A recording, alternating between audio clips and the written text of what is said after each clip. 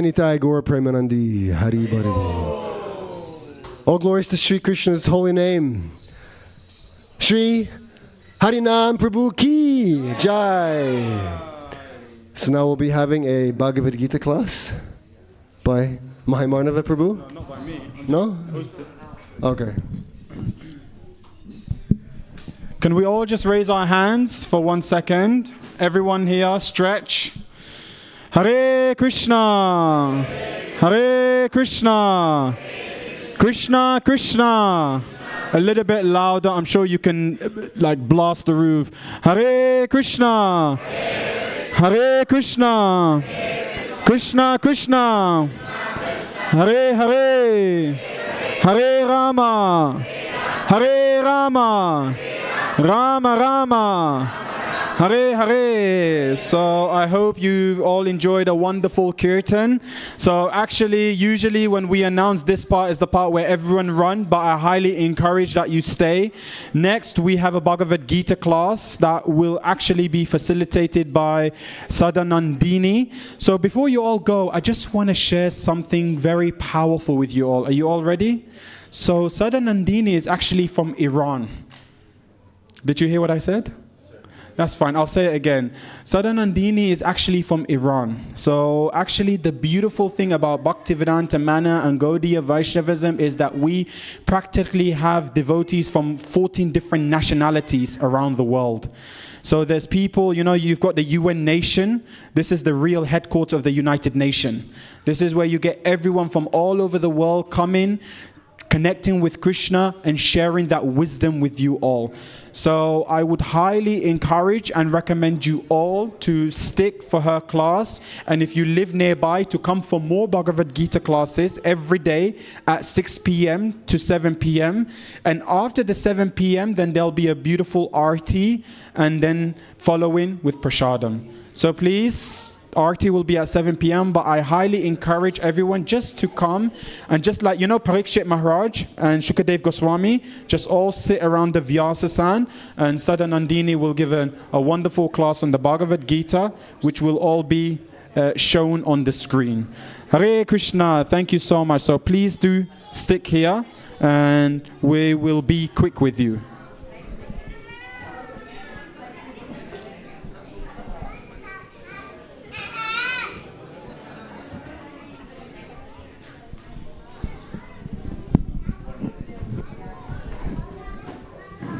That was great.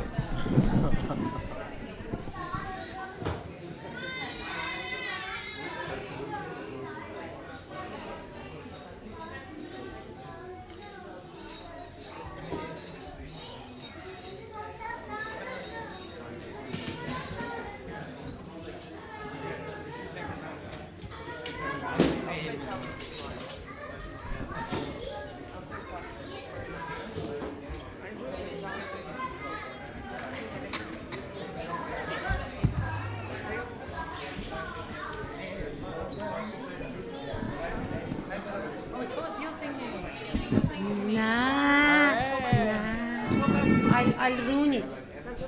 Okay, it's okay. I'll sing. It's okay. It's okay. Oh, okay.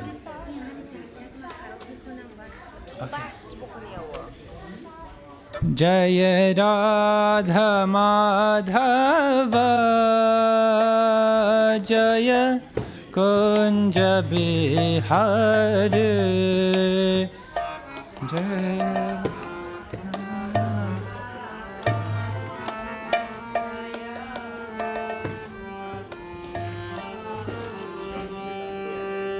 Jaya Radha Madhava Jaya Kunja Bihari Jaya Madhava Jaya Kunja Bihari Jaya Gopi Jana Vallabha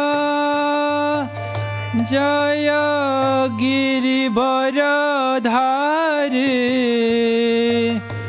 Jaya Girivaradhari Jaya Navallabha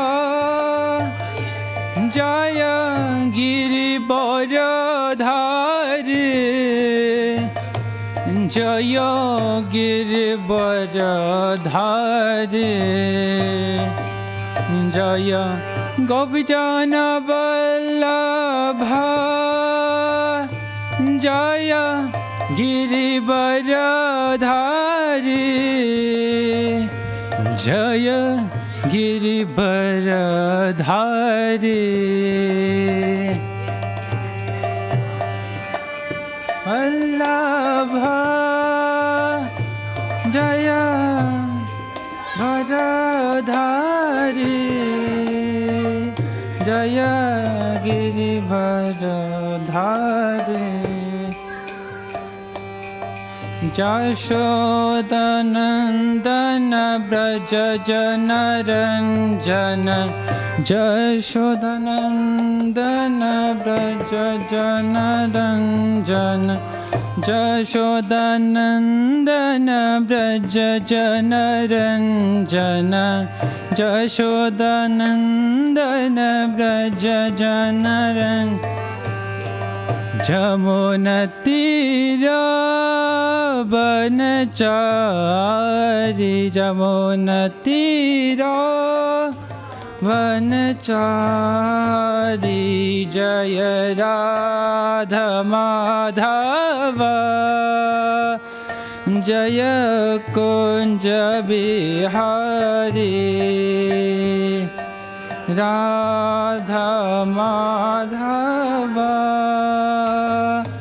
Jaya Kunja Bihari Hare Krishna Krishna Krishna Hare Hare Hare Rama Rama Rama Hare Hare Hare Krishna Krishna Krishna Hare Hare Hare Rama Rama Rama Hare Hare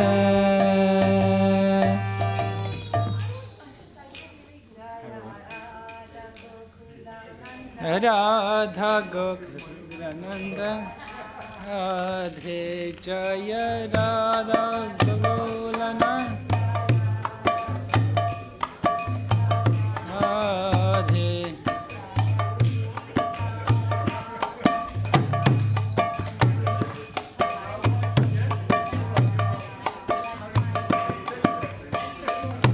Jaya Sita Ram Lakshman Hanuman Jaya Sita Ram Lakshman Hanuman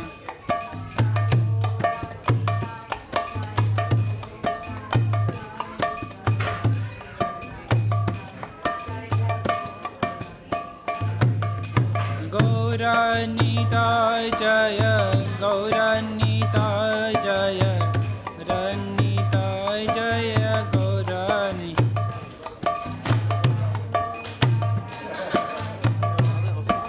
Put the mic out. Put the mic out.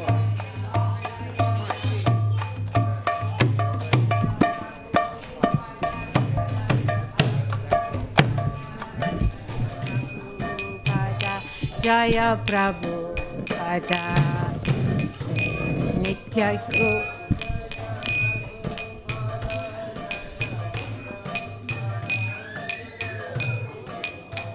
Nityai Gora Hari Bol Hari Bol Hari Bol Nityai Gora Hari Bol Hari Bol Hari Bol Hari Bol Nityai Gora Hari Bol Pramanande. Haribo. Thank you very much. Right. Hare Krishna, everyone. Very welcome. So,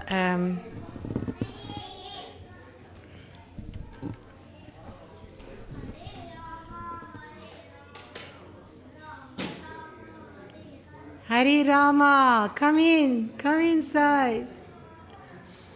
Hare Krishna.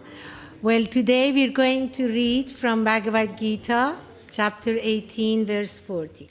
As it was mentioned before, this is every night, every single day at 6 o'clock, we read Bhagavad Gita. So everyone is welcome. Well, today we have a good crowd. Very welcome. It's a holiday, and you could have gone anywhere, but you decided to come to Bhaktivedanta Manor. That's wonderful. Yes, as it was mentioned here in Bhaktivedanta Manor, we have a very diverse community from so many different countries, from so many different backgrounds, and that's what Krishna consciousness is about. Everybody can practice. It's not a sectarian. It doesn't be. Prabhupada said, Krishna is not Indian, right? Well, nobody. We are born in certain countries, right? But the real identity, what is our real identity? More than human being, spirit soul. We are a spirit soul. This, whatever covering we have, even as human being, it is our covering. Being Indian, being Iranian, being American, everything, or any religion, or any occupation, any family background, they are all material designations. And it's fine, okay, we are born the way we are born, but Krishna consciousness is helping us to go beyond that, to understand what is our real identity. Real in a sense that it is permanent. Everything else, when we say it's material, it's designation, it's the covering, it's temporary. Next life, we may be born somewhere else with a different appearance, from different family, different background. So everything else except our soul is material and it's temporary. We have it this life, but next life, it may be different. Even in this life, a lot of our covering and designation will change. Even our name can change, right? But the job and career we have, it may change, right? The family background, okay, we still have the same parents, but, you may be born rich, but who knows what happens, in a few years' time, or the other way around. I may be poor, but what happens, we don't know, right? Everything else will change, therefore we say it's temporary. But the real identity is something which never changes, right? So Bhagavad Gita is helping us to understand what is that real identity. Now we're going to read the verse which is allocated for today, but we can continue the same discussions. However, I had some feedback from young people telling me that sometimes this Bhagavad Gita class is a bit boring, right? People are a bit too serious, right? So let's see if we can satisfy those young minds and make it a bit more fun, right? I don't know. I'm going to try it. I think it has a good point they made, because we want more and more people come and listen. And if it is boring, and if it is, okay, philosophy is serious, but it can be fun. Let's see, with today's verse, I don't know, it's a big challenge. Let's see if we can make it a bit more fun. So let's start. It has a very, very short purport, only one sentence. So I really need your help and your contribution. And the young people also, well, all the young people here. So, what we're going to do, we read the Sanskrit, well, I read the Sanskrit, and then you repeat after me. I think your Sanskrit is much better than mine, so whatever I made a mistake, you can correct it, that's fine. But we're going to read the verse 3 times, but I go line by line, and then you repeat after each line. Then we read word by word translation, and then we read the actual translation, and then we're going to see what we understand from it. So, Om Namo Bhagavate Vasudevaya. You know all these prayers? So let's say it together. Om Namo Bhagavate Vasudevaya. Om Namo Bhagavate Vasudevaya.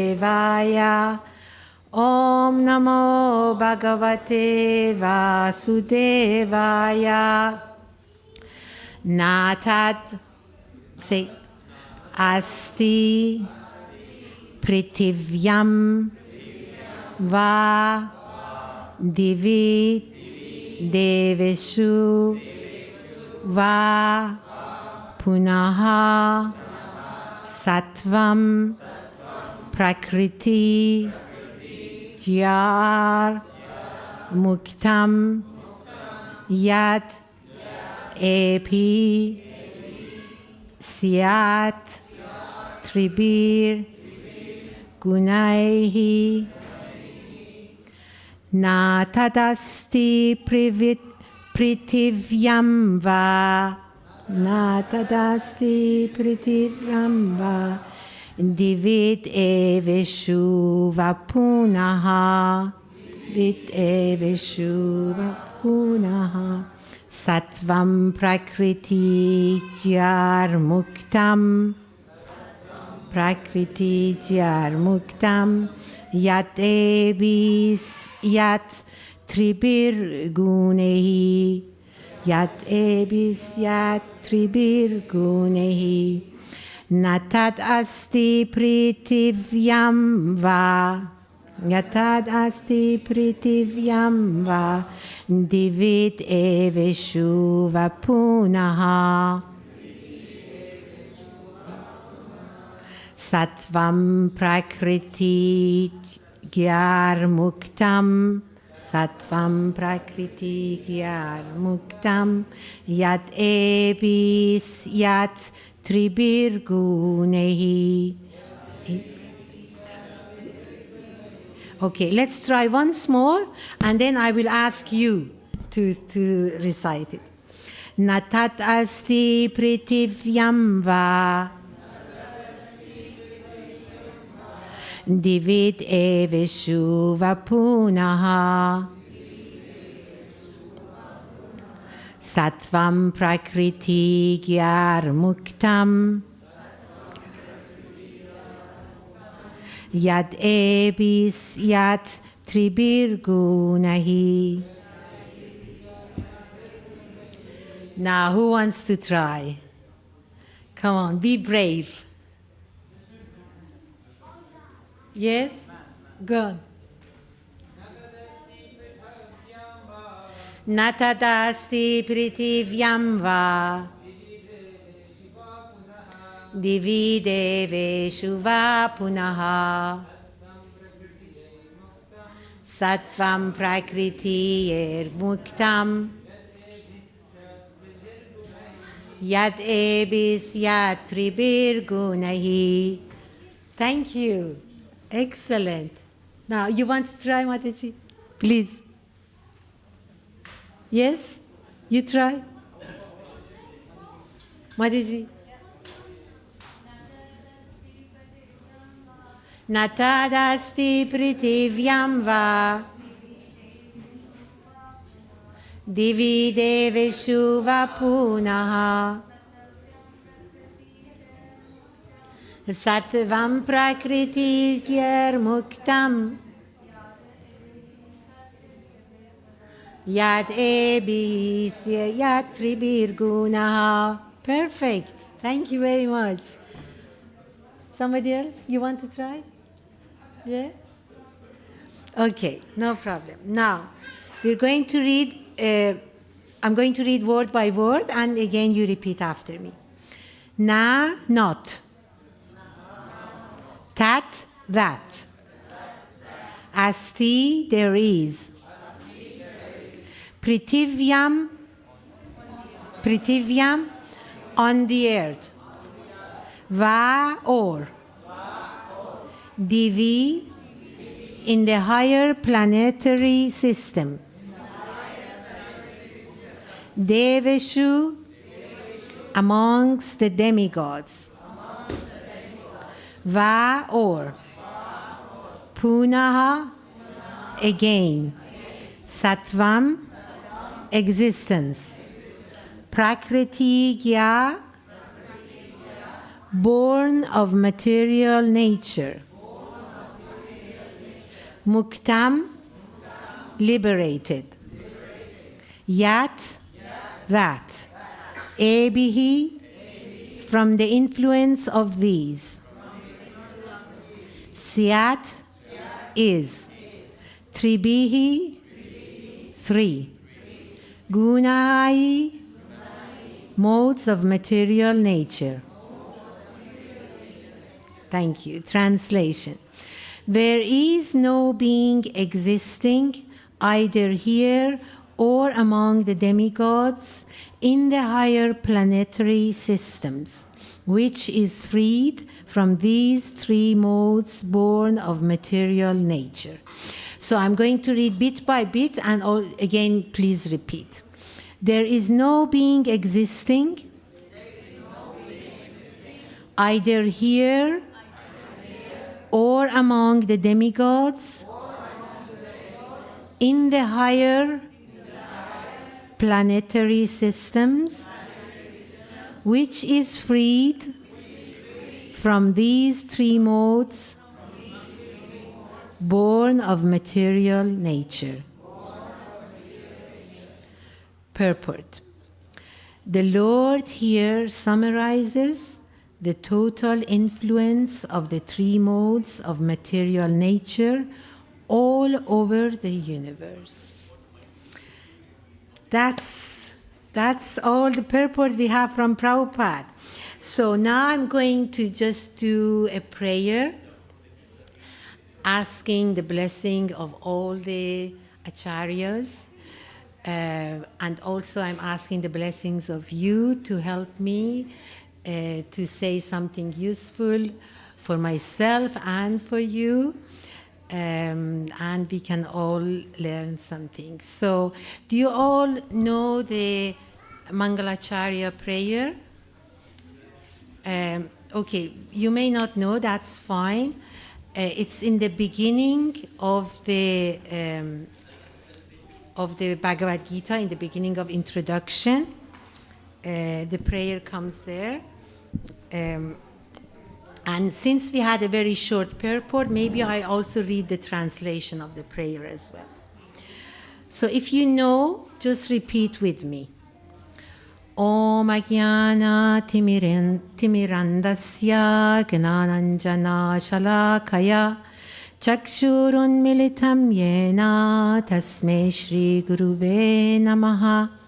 Shri Chaitanya Manobhistam Stapitam Yena Bhutale Swayam Rupa Kadamayam Dadati Sva Padantikam Vandeham Shri Guru Shri Yuta Padakamalam Shri Gurun Vaishnavamscha Shri Rupam Sagrajatam Sahagana Raghunatanvitam Tam Sajivam Sadvaitam Savadutam Parijana Sahitam Krishna Chaitanya Devam Shri Radha Krishna Padan Sahagana Lalita Shri Visakanvitamscha Hey Krishna Karuna Sindhu Dina Bandhu Jagatpate Gopesha Gopika Kanta Radha Kanta Namostate Tapta Kanchana Gourangi Radhe Vrindavaneshwari Virshabhanu Sute Devi Pranamami Hari Priye Vancha Kalpatarupyascha Kripa Sindhubhya Evacha Patitanam Pavanebhyo Vaishnavebhyo Namo Namaha Shri Krishna Chaitanya Prabhu Nityananda Shri Advaita Gadadhara Shri Vasadi Gaura Bhakta Vrinda Hare Krishna Krishna Krishna Hare Hare Hare Rama Rama Rama Hare Hare. As I said, since we had a very short purport, so I just read the translation of this prayer. I was born in the darkest ignorance, and my spiritual master opened my eyes with the torch of knowledge. I offer my respectful obeisances unto him. When will Srila Rupa Goswami Prabhupada, who has established within this material world the mission to fulfill the desire of Lord Chaitanya, give me shelter under his lotus feet? I offer my respectful obeisances unto the lotus feet of my spiritual master, to the feet of all Vaishnavas, which includes you. I offer my respectful obeisances to the lotus feet of Sri Rupa Goswami, his elder brothers Sanatana Goswami, Raghunatha Das, and Raghunatha Bhatta, Gopala Bhatta, and Sri Jiva Goswami. I offer my obeisances to Lord Krishna Chaitanya, Lord Nityananda, and Lord Advaita Acharya, Gadadhar, Srivas, and other associates. I offer my obeisances to Srimati Radharani, Krishna, with all their associates, Lalita and Vishaka. I offer O Lord Krishna, you are the friend of the distress and the source of creation. You are the master of the gopis and the lover of Radharani. I offer my obeisances unto you. I offer my obeisances to Radharani, whose bodily complexion is like molten gold and who is queen of Vrindavan. You are the daughter of King Varshabhanu, and you are very dear to Lord Krishna. I offer my obeisances to Vaishnava devotees of the Lord. They can fulfill the desires of everyone, just like desire tree, and they are full of compassion for fallen souls. I offer my obeisances to Shri Krishna Chaitanya, Prabhu Nityananda, Shri Advaita Gadadhar, Srivas, and all others in the line of devotion. Do you know all these personalities were mentioned here? You know Lord Krishna? Yeah? And Radharani? Yes? They are on the altar. And do you know the 6 Goswamis? Have you heard of the 6 Goswamis? Okay, they are also their pictures. Their picture. They are right in the middle, below. You know, Gauranitai. Yeah, just below Gauranitai, there are some pictures. The top one is 6 Goswami, and below are the acharyas in our disciplic succession. Okay? And these, why do we respect them and pay obeisances to them, as well as to Lord Krishna and Radharani and Sitaram, Lakshman, Hanuman? Because they're all repeating the same instructions as Krishna gave us, right? They are on the disciplic succession. They are our teachers, our acharyas, our great teachers. And the acharya of the International Society for Krishna Consciousness, A.C. Bhaktivedanta Swami Prabhupada. We also pay respect to him, right? And all the his teachers in the line of disciplic succession. And hopefully by their grace and their blessings, we learn something, and whatever we learn from them, we repeat the same thing and to the others. So let's go back to today's verse. I just read the verse and translation again. Natat asti pritivyam va divi deveshu va punaha sattvam prakriti kyar muktam yat ebihis yat tribir gunahi. There is no being existing either here or among the demigods in the higher planetary systems which is freed from these three modes born of material nature. Who is Krishna talking about? He says there is no being existing either here or among the demigods.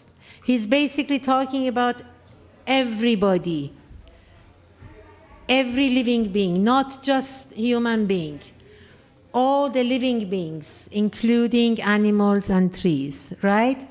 So he's saying that there is no being existing. So all the living beings who exists in the material universe, not spiritual world, in the material universe. He's talking about all living beings,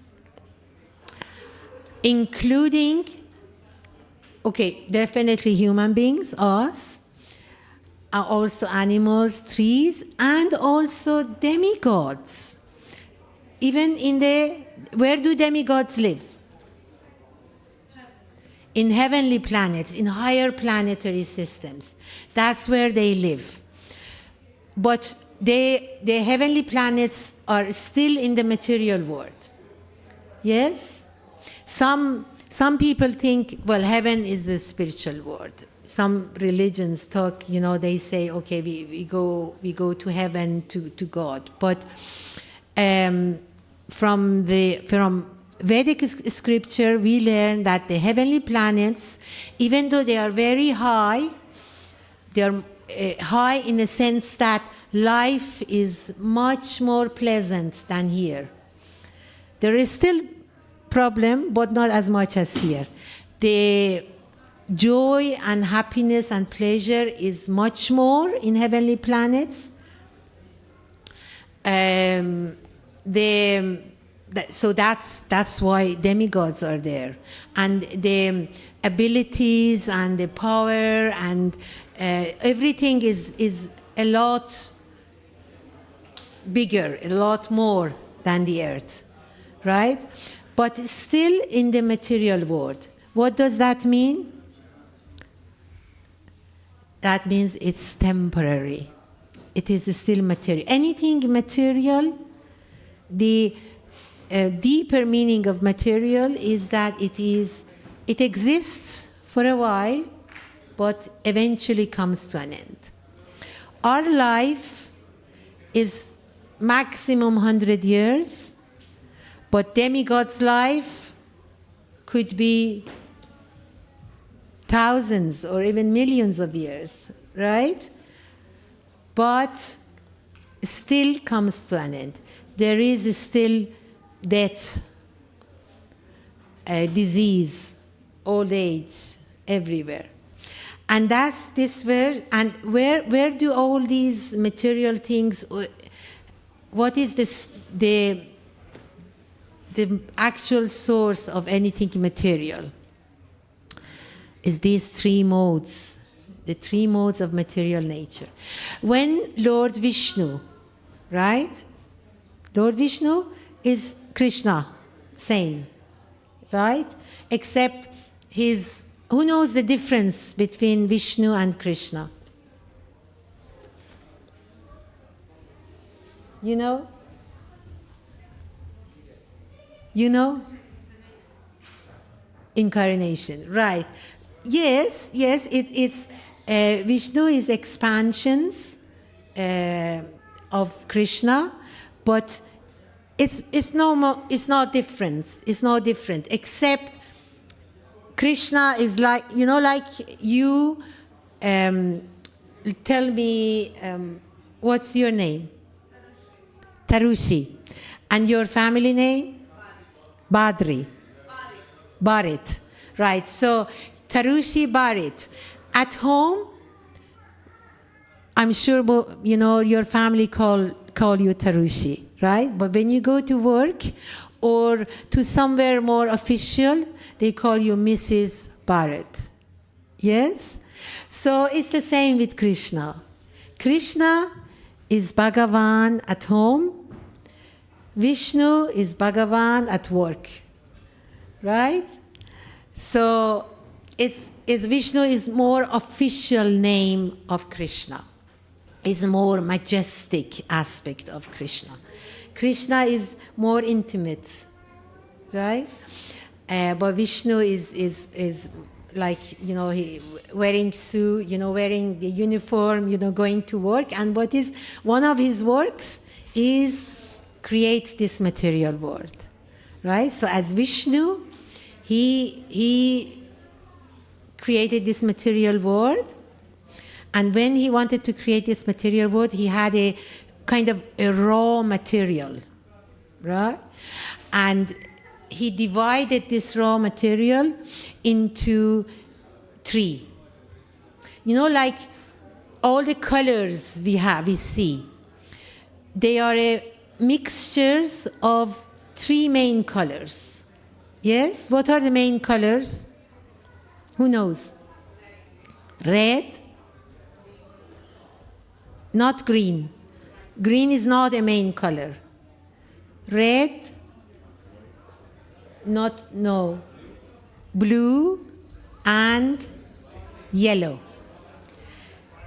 These colors are not made. They exist. They are the main colors. All the different colors, green, orange, purple, they're, and even white. White is kind of the mixed, white and black is a mixture of all the colors.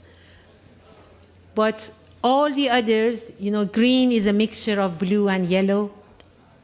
Purple is a mixture of blue and red. Orange is a mixture of red and yellow. And any other combinations, they all come from these three main colors. So Krishna created these three modes of material nature. Do you know the names of these modes of material nature?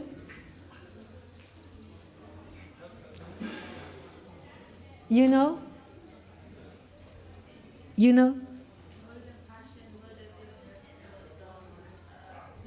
Yes, goodness, passion, and ignorance. Kind of the name gives some definition to it. Goodness, anything nice and pleasant. Passion, anything kind of a lot of excitement and hard work, And ignorance is more like kind of inertia and doing nothing or some kind of darkness, right? These are the main three modes of material nature. And everything else in the world is a combination of these three modes. And in each of them, of course, some of these modes might be more prominent. So therefore we say that thing is more in the mode of goodness, the other thing is more in the mode of passion or ignorance. And anything existing, even not only living beings, even the matter, they're all affected by these three modes. That's what this verse says, and Prabhupada says in the purport that the Lord summarizes the total influence of the three modes of material nature all over universe. So these three modes are the main raw material of everything existing. So it affects all of us. And so what? Why should we know this? Why is it important to know this? Because we are made of these material modes, and by knowing them and understanding them and analyzing them, we can help ourselves. Because the aim is first come to the mode of goodness, and then from the mode of goodness, understanding anything spiritual is much, much, much more easier. It's not that from the other modes we cannot understand. By Krishna's mercy, everything is possible. But we try to arrange our life in such a way that we'll be more inclined to goodness. And in this way, we'll be able to understand the spiritual knowledge much easier. And of course, our life would be much, much more pleasant. The name says it itself. You know, when you feel good and pleasant within yourself, right, you feel more happy, right? And you're more inclined to do things which are pleasing to the Lord. So that's why it's good to understand these three modes and how it affects us and what we can do to bring ourselves more and more into the mode of goodness. Now, you help me. What is your understanding of the mode of goodness? What does it mean to you? Or what things do you think is more, could be more related or connected to the mode of goodness? As I said, everything is affected by these modes. So let's take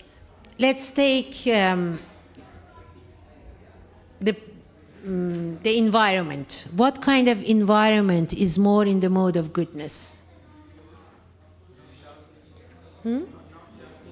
Not shouting.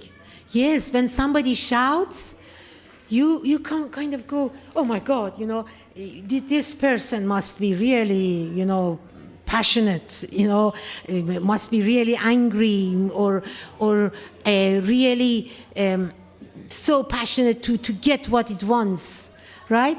And what does it make you feel when somebody shouts? Is it a nice feeling? Is it pleasant? Normally not, right?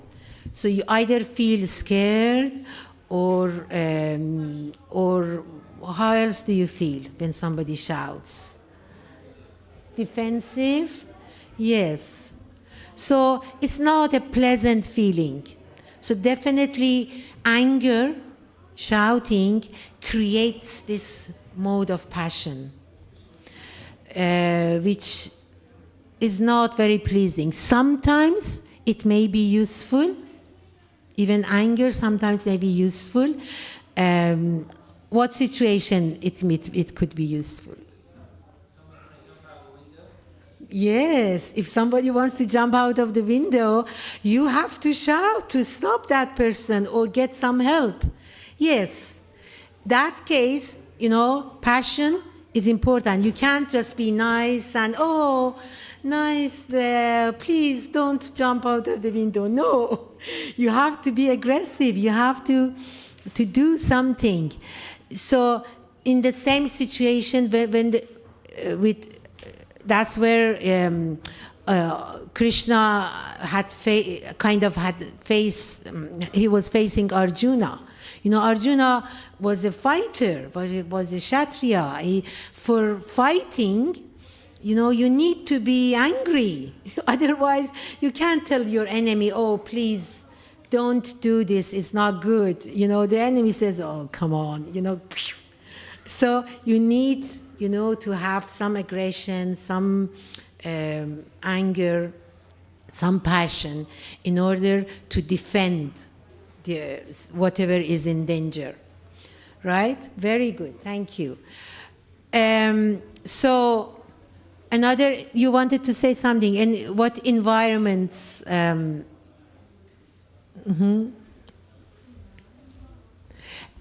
kind of environment is more? Tell me whether it's goodness or okay. Tell me an environment which is more in the mode of goodness. Peaceful, something, you know, and when, for example, when you come to Bhaktivedanta Manor, do you feel peaceful? Yes.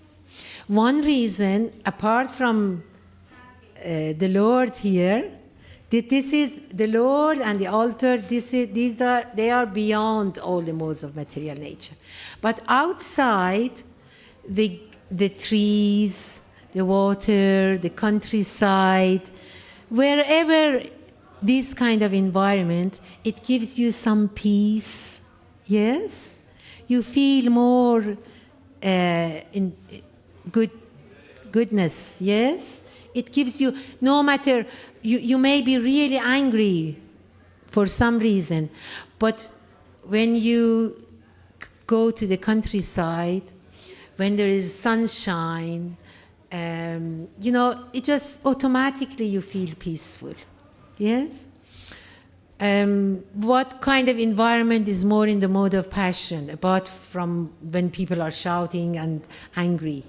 Let's say compared to countryside. What kind of environment is more in the mode of passion? Example. Huh? Example. Exam hall. Exam hall. Well, students, they're all thinking about study and exam. Yes, exam hall could be, you know, very, creates a lot of anxiety, doesn't it? When you enter exam hall, you think, oh my God, what's going to happen? You don't feel peaceful.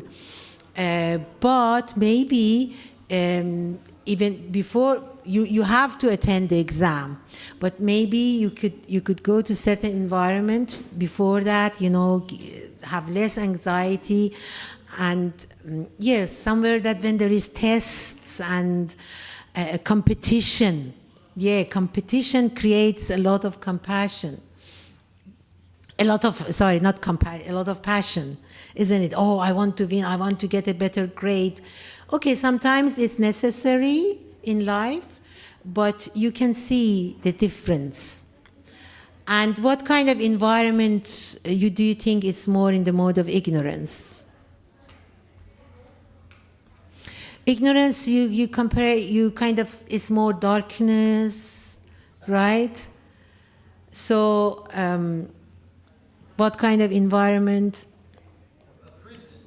Prison. Very good, well done, yes.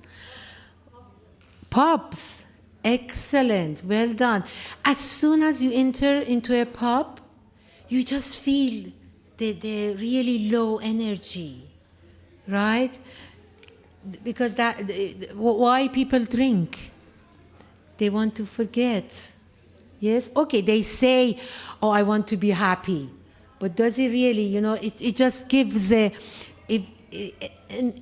instant, you know, happiness, very momentarily, and very soon everything goes down, doesn't it? And you enter into a pub, you feel this, nobody's mind is alert. Ignorance is not having knowledge, not knowing anything, forgetting everything, not being alert. You talk to somebody who is drunk, they don't even hear you. Or even if they hear, next minute they forget and they respond something completely irrelevant to what you have said. So that is the mode of ignorance. Well done. So let's take other things in life. Let's take food. What kind of food is in the mode of goodness or passion or ignorance?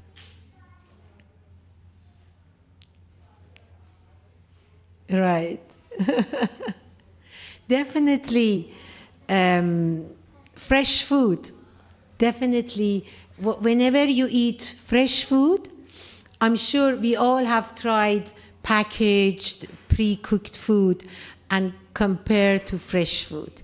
You can see that, you can feel the difference. Sometimes maybe, out of passion, out of rush in life, we may have packaged food, but for some people it might be in the long term, but some people even in the very short term, when they eat fresh or when they eat packaged food, they feel the difference, on their body. Fresh food gives more energy. You are alert.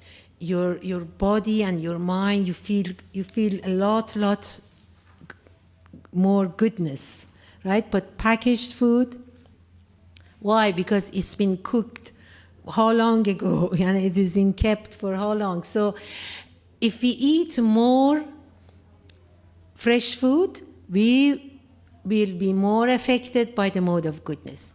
If we go more into the countryside, we'll be more affected by the mode of goodness. But other than anything fresh, of course, but there are some specific foods which kind of affects you in more by mode of ignorance or passion. For example, you know that the devotees, they follow the strict vegetarian diet. And one reason is, of course, the main reason is because this is what Krishna is telling us, because we should not kill animals, any living beings, but also it affects our body. When we eat meat is very much in the mode of ignorance. For the obvious reason, it's, you're dealing with a dead living being, right? So definitely eating meat, apart from killing another living being, but also has a very negative effect on our body and on our mind. If you're not vegetarian, just try it. Try not to eat meat for 1 week, and you will see the difference it has on your body and on your mind. And but then vegetables, fruits, legumes, all the others, there's so many varieties existing. Krishna has given us. And the more we eat of fruits and vegetables, the more we bring ourselves to the mode of goodness. And there are some food in the mode of passion. What do you think? What kind of food? Spicy food. Yes, very. I know, as in the Indian community, it's very used to spicy food, but we try to have it moderate. Very high spicy food creates, a lot of action, right? But also in our practice, we also avoid eating onion and garlic. Onion and garlic also brings you to the mode of passion. So, by changing our diet, by changing our environment, by changing even the clothes we wear, the more natural clothes rather than synthetics, that also affects both our body and our mind. So the more things we use in the mode of goodness, they are all affects us and brings us more to the mode of goodness. We have only 5 more minutes. I just go quickly to the conclusion. There's a lot to talk about these 3 modes of material nature. Very detailed are explained in Bhagavad Gita. First chapter 14 is actually titled 3 modes of material nature. It goes into details telling us what kind of things are in which mode of material nature. And also, so that's first is chapter 14, but so many other places it's mentioned, but also in chapter 18, which is the conclusion of all Bhagavad Gita. Again, it repeats about the modes of nature. So it's good to know that. So in order to help us to bring ourselves more to the mode of goodness, but then the ultimate conclusion of Bhagavad Gita is that we need to go even beyond the mode of goodness. And this can be done even before we come completely to the mode of goodness. We don't have to wait, because life goes on. Life is full of goodness, passion, and ignorance. You know, you cannot stop nighttime. Nighttime is in the mode of ignorance. You cannot stop it.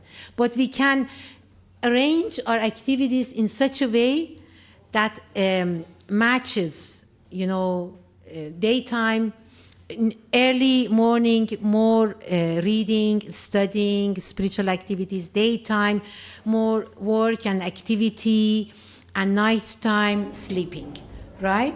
But we try, but what Bhagavad Gita is teaching us, what Srila Prabhupada is teaching us through all the acharyas and parampara and Lord Chaitanya, is by worshipping the Lord Krishna and chanting his names. This will bring us even beyond the mode of goodness. Do you all know the Mahamantra? Let's say it together. Hare Krishna, Krishna Krishna, Hare Hare, Hare Rama, Rama Rama, Hare Hare. When you chant these 3 names, Krishna, Hari, and Rama, right? These names are beyond the modes of material nature, even above